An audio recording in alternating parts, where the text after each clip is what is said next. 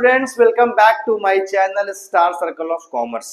Accounting से related हम लोग बहुत सारे टॉपिक्स कवर कर चुके थे और आज हम लोग स्टार्ट करने जा रहे हैं। लास्ट जो टॉपिक बचा है वो advantage and disadvantage of accounting.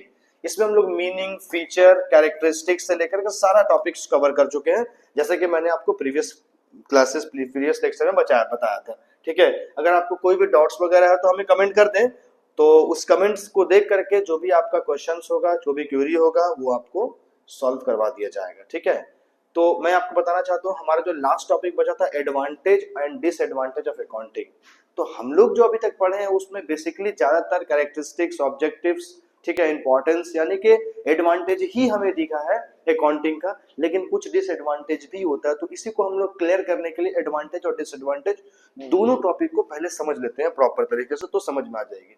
पहला देखिए, एडवांटेज की बात करते हैं अकाउंटिंग में, तो systematic record of transaction keeps all business transaction well organized for easy reference. Example, you can check past purchase record and any time. यानी कि जो भी ट्रांजैक्शन होता है, जो भी लेन देन होता है, उस लेन देन को आप प्रॉपर तरीके से रिकॉर्ड करके रखते हैं, जिससे कि हम फ्यूचर में कभी बाद में एक महीने के बाद भी देख सकते हैं कि पिछले महीने हमारा कितना लेन देन हुआ था, कितना ट्रांजैक्शन हुआ था, कितना सेल हुआ था, वो सारी चीजें का रिकॉर्ड रहता है। ठीक है, दूसरी चीज है help in decision making, provide financial data for business planning and policy making. For example, deciding whether to expand और branch based on profit trends. यानी कि दूसरा जो पॉइंट है हमारा हेल्प इन डिसीजन मेकिंग, अगर आप अकाउंटिंग करते हैं तो उससे दूसरा एडवांटेज ये होता है कि हमारे यहाँ हमारी ऑर्गेनाइजेशन को प्रॉफिट हो रहा है या लॉस हो रहा है। तो अगर प्रॉफिट हो रहा है तो हम अपने ऑर्गेनाइजेशन को एक्सपांड कर सकते हैं, बढ़ा सकते हैं। लॉस हो रहा है तो हम ज्यादा उस पे फोकस ना करें, उसको और बैक पे ले लें, या फिर लॉस हो रहा है तो कहाँ पे लॉस हो रहा है, तो इस तरह से डिसीजन लेने में आसानी हो जाता है। थर्ड नंबर पे बात आता है legal evidence, act as proof in legal disputes और audit, presenting books of account in a court case. In case कोई अनसर्टेनिटी हो गया या टैक्स का कोई मामला हो गया, ठीक है, जीएसटी का मामला हो गया, तो उन सारे चीजों का प्रॉपर डॉक्यूमेंट हमारे पास जर्नल एंट्रीज या ट्रांजैक्शन का रिकॉर्ड होता है, जिससे कि हम आसानी से वो सारे डॉक्यूमेंट को रेडी करके गवर्नमेंट के पास रख सकते हैं कि ये सारा चीज हमारा लीगल है। तो मैं आपको बताना चाहता हूँ ये भी एक बहुत बड़ा एडवांटेज है। डिटर्मिनेशन ऑफ प्रॉफिट और loss by the help of accounting, we can know about what is the position and how many profit or loss of my business, ये डिटेल से हमें पता चलता है, और हमारे बिजनेस में कितना एसेट्स है, कितना लायबिलिटी, हमारा नेटवर्थ कितना है, ये सारी चीजें by the help of accounting होता है। तो इसका मतलब ये हो गया कि अकाउंटिंग से हमें एडवांटेज ही है। ठीक है, next, help in taxation, facilitates preparation of tax return accurately. यानी कि अगर आप टैक्स फाइलिंग कर रहे हैं, टैक्स देते हैं, तो टैक्स किस पर दिया जाता है कि जितना आपका इनकम होगा, आप अपने इनकम के आधार पर टैक्स देते हैं। तो इनकम कैसे पता चलेगा? By the help of accounting. Accounting की मदद से जो है हमारा इनकम कितना है वो पता चलेगा, और उस इनकम के आधार पर हम गवर्नमेंट को टैक्स देंगे कि कितना परसेंट आएगा, कौन से स्लैब में हम आते हैं। जैसे एग्जांपल के तौर पर अगर 5 लाख रुपए है तो आपको 10% देना है, तो 10 लाख रुपए इनकम होगा तो 20% देना होगा, उससे ज्यादा हो तो 30% देना। मैं एक एग्जांपल के तौर पर बता रहा हूँ, तो मुझे एक्यूरेट इनकम पता चलेगा, तब तो मैं बता पाऊंगा कि मैं किस स्लैब में आता हूँ और कितना मुझे टैक्स देना है। तो ये भी एक एडवांटेज है। Help in financial position analysis, balance sheet शोन्स एसेट्स, लायबिलिटी, ओनर इक्विटी। यानी कि कितना एसेट्स है, कितना लायबिलिटी है, और ओनर्स इक्विटी कितना है। Example, a bank cheque is before giving a loan. ठीक है, तो बैंक भी क्या करता है, लोन देने से पहले आपका पूरा balance sheet, detail, assets, liability सारा कुछ चेक करता है। तो ये भी एक मददगार साबित होता है।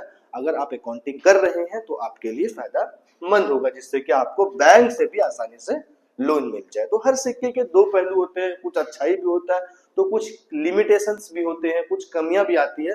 तो मैं आपको कुछ डिसएडवांटेज की तरफ भी लेके जाना चाहता हूं। ठीक है, डिसएडवांटेज क्या है? Based on historical data, record past event does not always reflect current market value. ठीक है, assets shown at purchase price not current value. देखिए, कभी कभी क्या ऐसा अक्सर बेशतर होता है, जब हम कोई सामान को खरीदते हैं तो हम लोग क्या करते हैं, जब सामान को खरीदते हैं और जितना में सामान को खरीदते हैं वो प्राइस हम अपने ऑर्गेनाइजेशन में रिकॉर्ड करके रखते हैं, ठीक है। लेकिन आज के डेट में जो उसका वैल्यू है वो कुछ अलग है। तो ये जो है ना हल्का सा डिमेरिट दिखता है, लेकिन अगर आप पॉजिटिव वे में ले तो ये एडवांटेज ही है कि आज के डेट में क्या है और उस डेट में क्या, उससे आपको कंपैरिजन करने में मदद मिल रहा है, पता चल रहा है। लेकिन इसको डिसएडवांटेज पॉइंट में डाला गया है, ठीक है। थर्ड नंबर में बात आता है possibility of error and frauds. If entries are wrong or manipulated, result will be misleading, inflated sales figure, not show higher profit.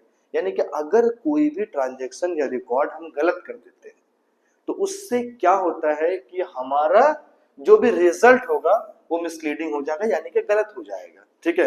एक ट्रांजैक्शन गलत कर देने से, सेल के जगह में परचेस कर देने से, या सेल के जगह में अमाउंट कम लिख देने से, या परचेस के जगह में ज्यादा लिख देने से, कम लिख देने से, इस तरह का अगर मामला होता है तो हमारा रिजल्ट जो है ना वो चेंज दिखने लग जाएगा।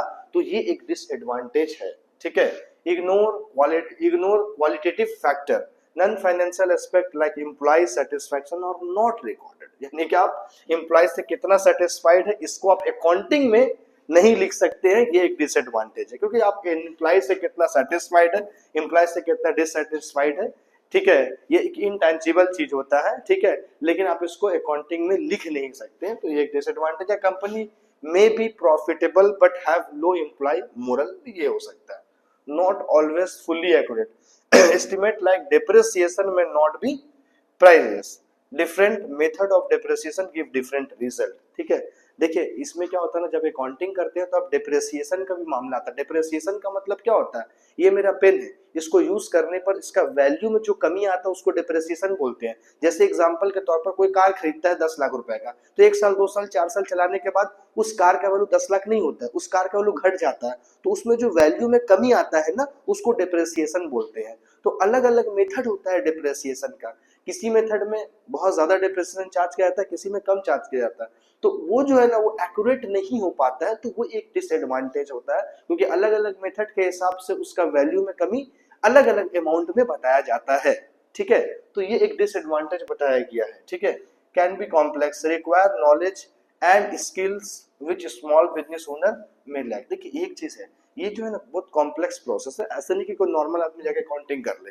तो स्मॉल बिजनेस में ये मामला आता है, यानी कि अगर स्मॉल स्केल बिजनेस कर रहे हैं और आपको नॉलेज नहीं है तो आप बहुत जगह पे लैक कर जाएंगे और कमी पड़ जाएगी, बहुत सारे प्रॉब्लम्स हो सकते हैं। इसीलिए आपको अकाउंटिंग करने के लिए नॉलेजेबल होना जरूरी है, तो ये एक डिसएडवांटेज है। तो इस दोनों को देखने के बाद अप्रोक्स लास्ट में जो कंक्लूजन आता है वो अकाउंटिंग का जो है, आप ये मान के चलिए कि अकाउंटिंग करने से आपके बिजनेस को फायदा ही है, डिसएडवांटेज नहीं है।